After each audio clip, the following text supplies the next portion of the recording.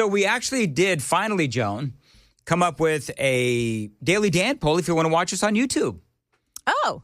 Yes, and the Daily Dan poll is Sam. Are you disappointed with Trump's speech at the memorial? So we had, we're talking, off and on during the day today. There's a couple of different takes on Donald Trump's speech. Number one, it was too political. Number two, it was fantastic. So, but when I talked about it earlier, had a lot of people hit me up and say that it was too political. And they were disappointed with President Trump. Yeah. Yeah, it was a little too political for my taste, especially coming after Erica Kirk. But here's the deal. Donald Trump is who Donald Trump is. Yeah. And you can't tell him what to do or what to say. He's just going to do what he wants because that's who he is. And so I think for President Trump, he gave the speech that he wanted to give. I think that there were some good moments within his speech as well. But coming after Marco Rubio, and I didn't even play any audio from Pete Hegseth. So, Brian, if you're listening, if you want to grab some Pete Hegseth audio, knock yourself out. By the way, Chris, his flight is delayed, what have you. As you know, he was coming in from Arizona. He was at the memorial yesterday. So he left early this morning, and he's on his way back, but his flight got delayed. So Brian was on standby, and he is going to pick up the show at 9 o'clock. And then at some point, Chris may be able to make it in. Maybe he won't. But again, Brian, if you're listening, I have not played any of the Pete Hegseth audio. And Hegseth was outstanding. Oh, he was on fire. Yeah. I did like Erica Kirk's advice to men, husbands, and fathers. That is where we are going to begin, because I loved what she had to say. To all the men watching around the world, accept Charlie's challenge and embrace true manhood. Be strong and courageous for your families. Love your wives and lead them. Love your children and protect them. Be the spiritual head of your home. But please be a leader worth following. Your wife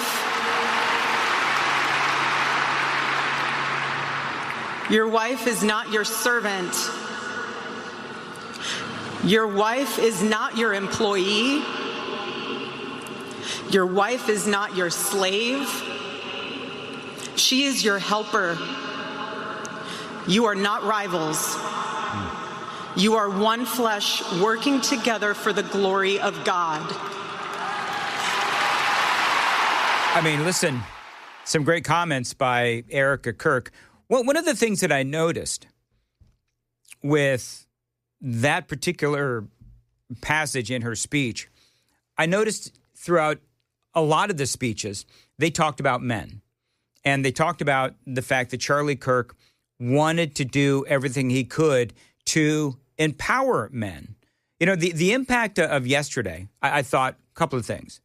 Number one, a celebration of fatherhood, and good fathers at that, obviously. Encouraging fatherhood, encouraging marriage, encouraging having children, encouraging having big families, encouraging spreading the conservative word, and of course, the word of God as well. It was all very uplifting. And it seems to me like that really is how Charlie would have wanted it. Now, I saw that his last count, and I don't know if Sam, you've seen anything, or Joan, you've seen anything, but at last count, and this was on Saturday morning, they had about 65,000. It went up from 62 to 65,000 or so chapter inquiries for Turning Point USA. So that's great. Now, they got to figure out how in the world they're going to be able to, facilitate all of that. But, 60, 62, 65, I can guarantee you after yesterday, there's going to be a lot more. And, it's interesting.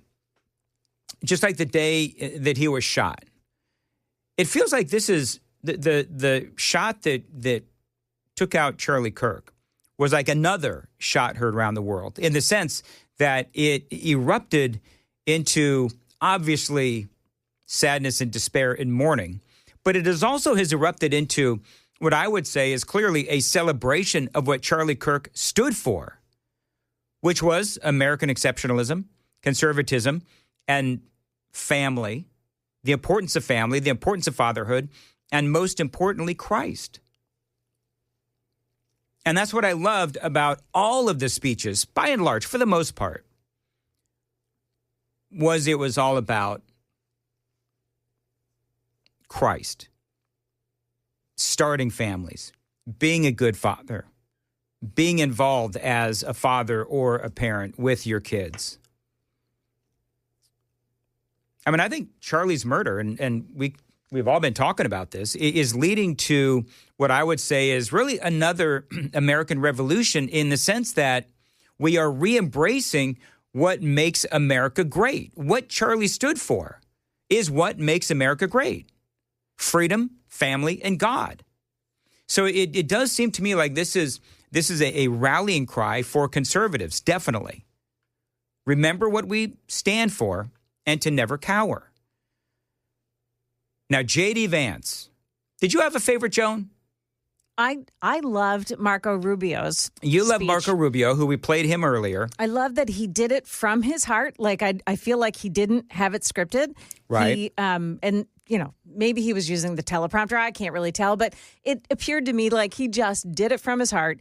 And it was stirring. It was unabashedly a Christian. Message. Yeah. Yep. And I just really felt like it was from his heart. Sam, did you have a favorite? Erica's, specifically the one you just played about Fatherhood. And the call to action for men, and it's just that's what I will be celebrating 3 wonderful years on Wednesday of this week, and that has just been the foundation of our marriage, and that is what's been preached to me by all the men that have come before me to have that example and that standard, and I am just so blessed to have someone that supports me in that manner.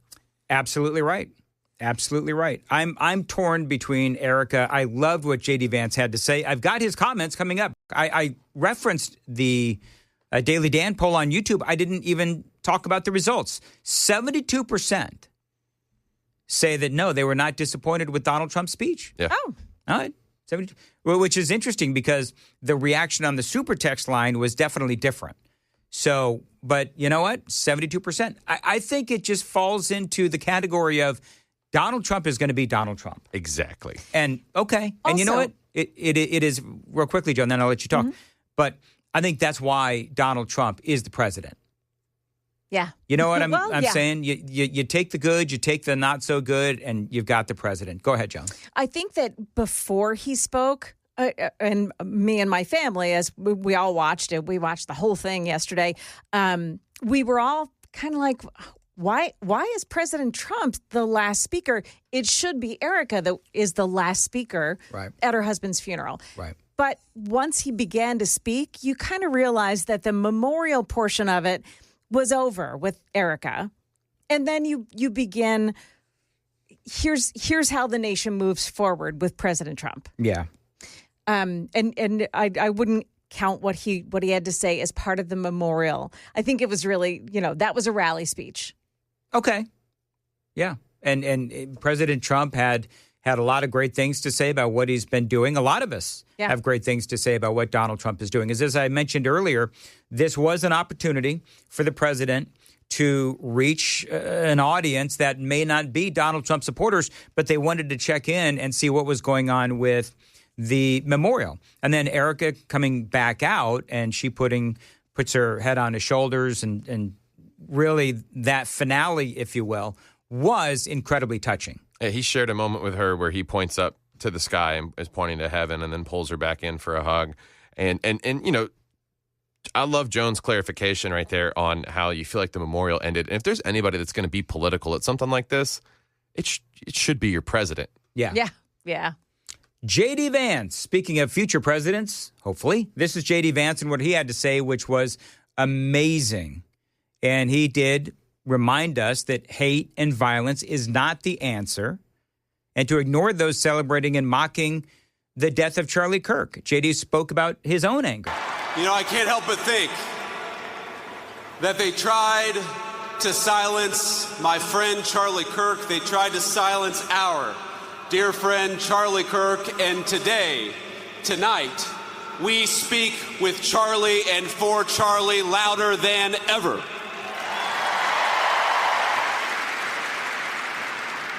The evil murderer who took Charlie from us expected us to have a funeral today, and instead, my friends, we have had a revival in celebration of Charlie Kirk and of his Lord Jesus Christ.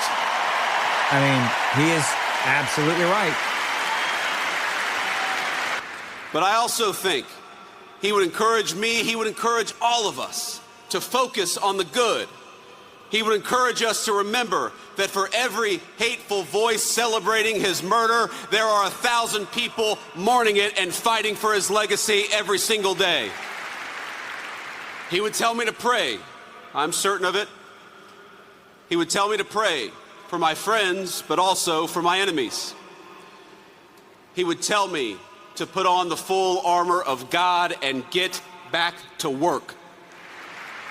One of the things that I've noticed, and that's J.D. Vance, one of the things that I've noticed is that the more the haters post videos and post their statements where they can't stand, they couldn't stand Charlie Kirk, they can't stand conservatives, and all of the things that they're, Ilhan Omar and AOC, of course, continue to blast him at every turn. I think that unites us more, doesn't it? Absolutely. Doesn't that unite us more? Because I mean, look at, and maybe we'll delve into this a little bit more at 8:35, but you've got Elon Musk and Donald Trump right there together and shaking hands. I've said something Saturday to people about how, the devil laughed a little too loudly and has revealed himself, made himself known to even those who were told he didn't exist. We're seeing people get tattoos of Charlie's, not in a negative way, of Charlie's assassination. People are making songs glorifying the killing of it. We are seeing in real time the demons that oppress these people celebrate and allow us to, take up the full armor of God and bear our crosses. AOC and Ilhan Omar, you know what I'd say to them? Keep it up, because the more that they spew their vile hatred, the more it unites the right. He would tell us to commit ourselves to telling the truth and to fight for that truth each and every single day. He would tell us to talk about God's love and the fact that that love applied everybody across the whole human family. Charlie suffered a terrible fate, my friends. We all know it. We all saw it. But think, it is not the worst fate. It is better to face a gunman than to live your life afraid to speak the truth.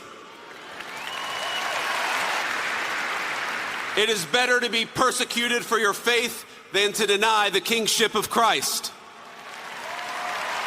It is better to die a young man in this world than to sell your soul for an easy life with no purpose, no risk, no love, and no truth. Yep. I've seen so many of you say, so many on social media, talk about for Charlie. We must do this for Charlie. For Charlie, we will speak the truth every single day. For Charlie, we will rebuild this United States of America to greatness.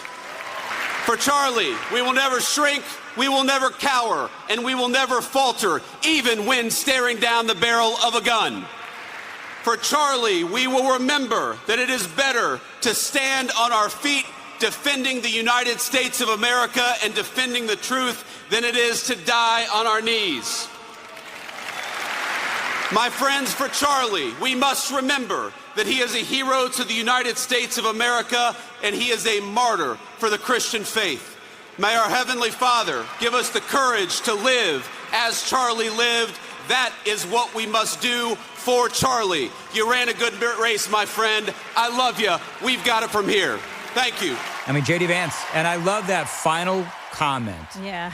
I love you, my friend, and we'll take it from here. And I think he's absolutely right. Oh, that gave me chills. You listen to all those people. Yeah. And you know, the folks at Turning Point, the early speakers were Andrew Colvett and some of the folks that worked with Charlie at Turning Point. They had some great speeches too. You know, I think there was not one speech where I felt like I was watching the warm-up act. Every speech was a home run. Yeah. Every speech was incredible. And I thought Trump's chief of staff, Susie Wiles, who is not someone who inserts herself into the conversation. She relishes being a behind-the-scenes person. I don't think I'd ever heard her voice before. She came out, Joan, and she had a great speech as well. She did. So, and by the way, coming up, I've got a great example of what Charlie Kirk's death has unleashed. It's one of those mornings, I can't make anybody happy, Joan. Yeah, wow. Some are mad at me because of my comments about Candace Owens, which is fine. Some people are like, right on, Dan. Okay, that's fine, too.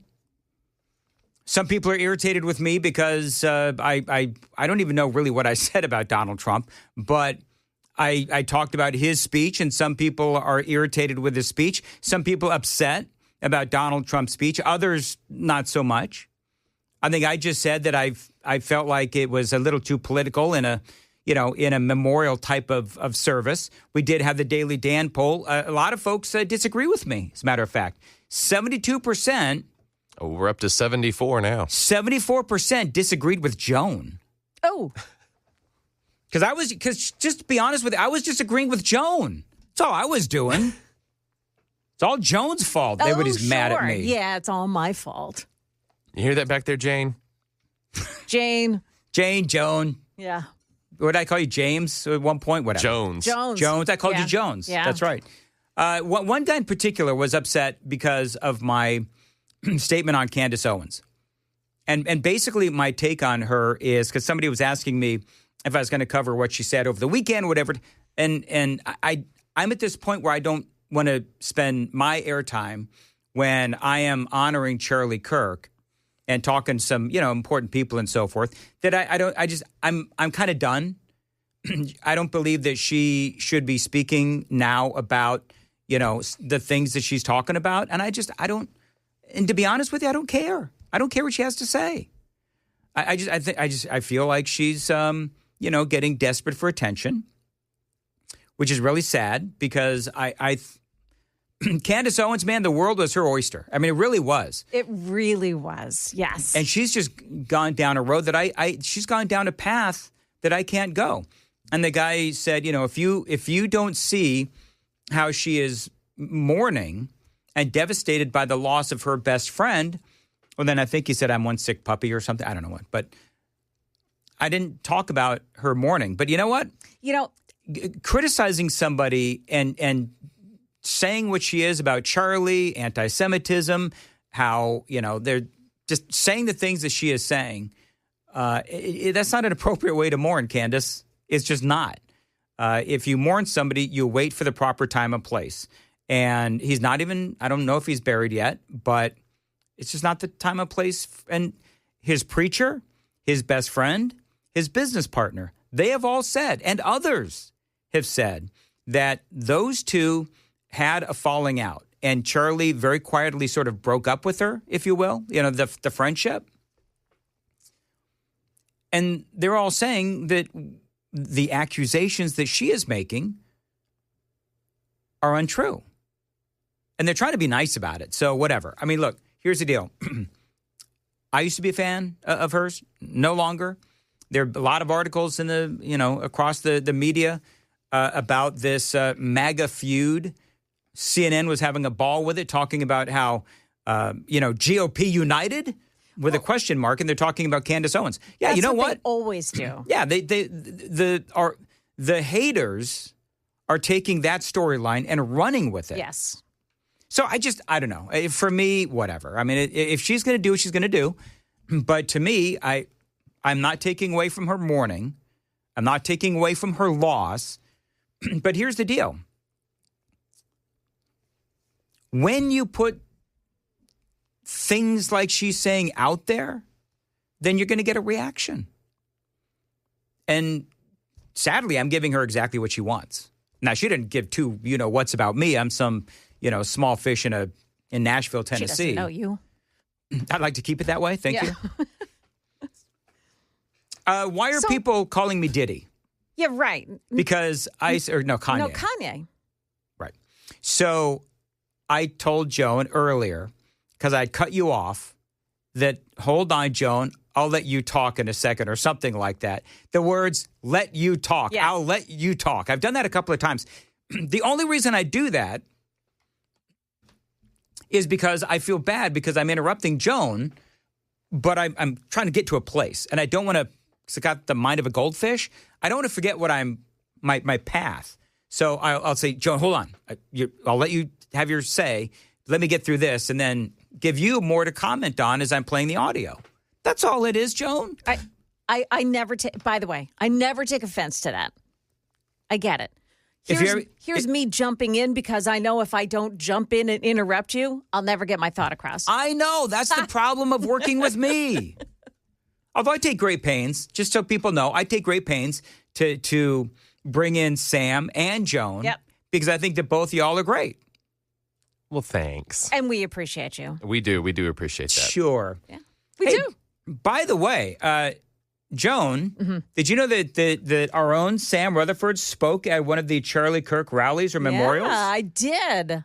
So conveniently, he brought in some audio that I'm going to play. That was convenient. Hey, that convenient. Yeah. But actually, I'm skimming through it a little bit because I haven't heard it yet. But it sounds like you had a lot of great things to say. So why don't you set up this audio clip real quick?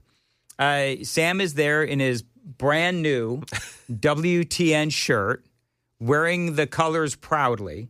Mm-hmm. And where were you? So we were at J. Travis Price Park in Springfield.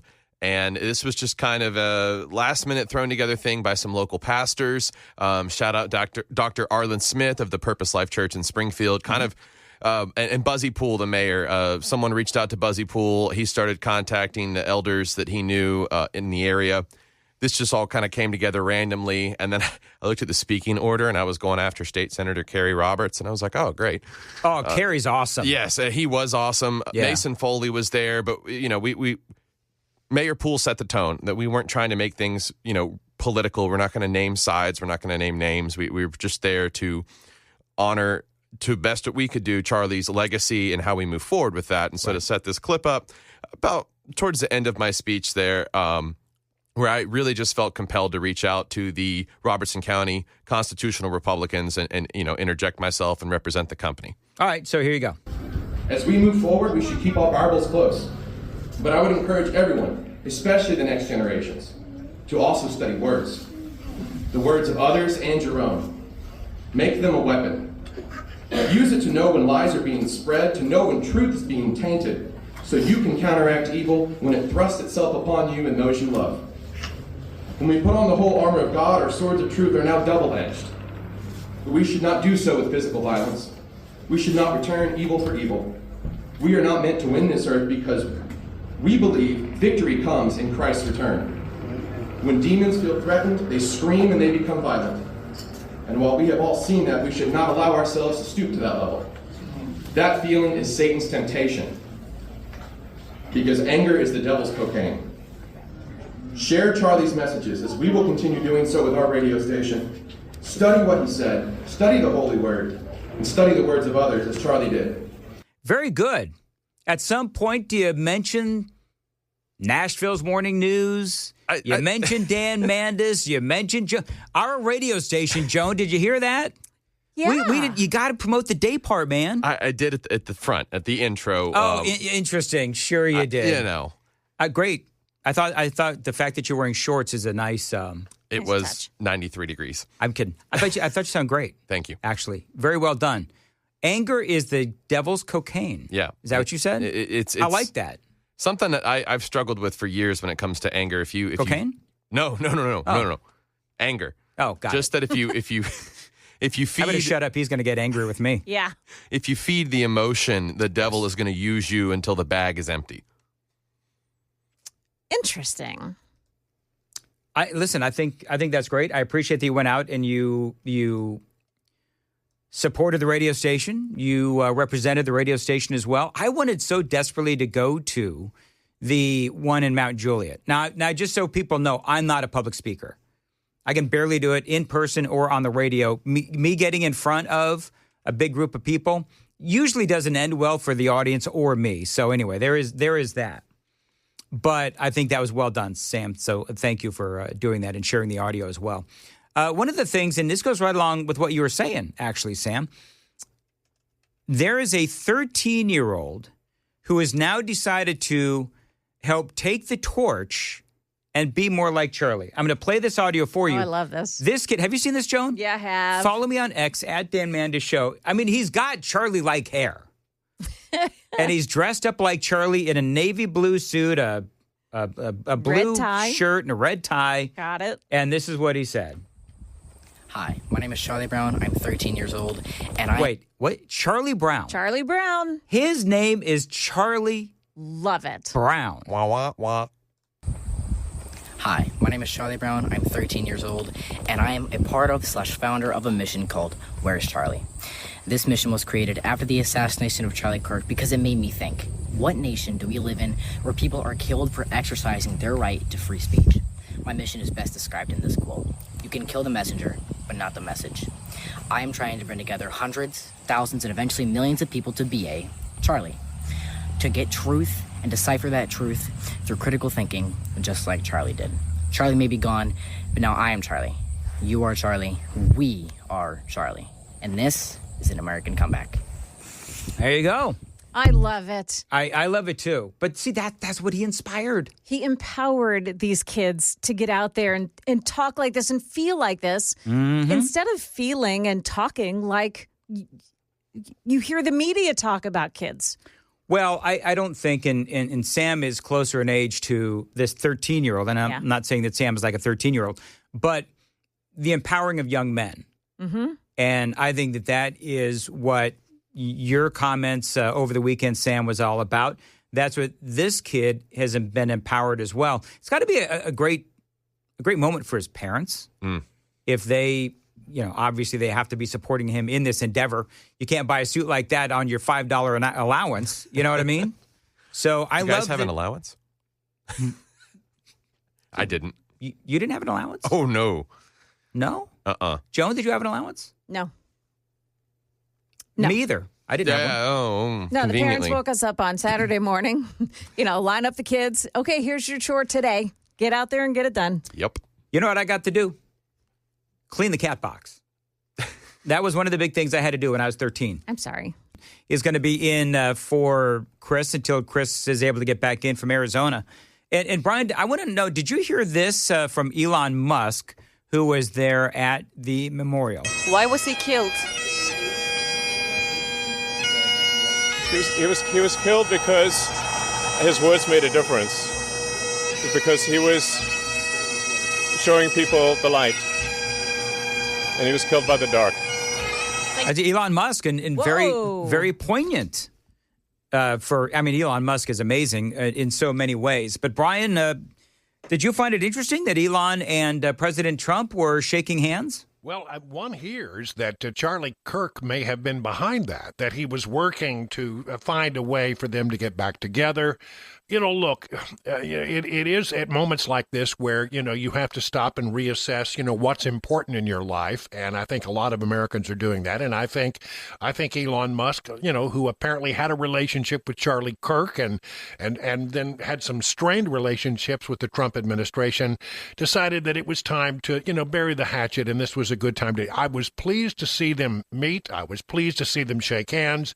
I was pleased to see them be friendly to one another, and I hope that silliness and the arguments that they had before is a thing of the past. And look, at times like this, you are shocked, and it can be an open opportunity for healing. And so I'm glad to see that happened. I'm with you though. I thought that it was a remarkable ceremony. I thought everybody was great. I wasn't thrilled with Trump's comments, and I felt like, it was just a little bit too much of a political rally, and that at times he lost track of where he was with regard to, it being a memorial service. Did you have a favorite speaker? Mine was J.D. Vance. I think Erica was great, and if you haven't heard, if for some reason you weren't around yesterday and able to watch, the moments from Erica were just riveting. Yes. Just riveting. And I think, look, I don't want anybody to get the wrong idea. I still love Trump, but I thought he lost his way a little bit in that speech.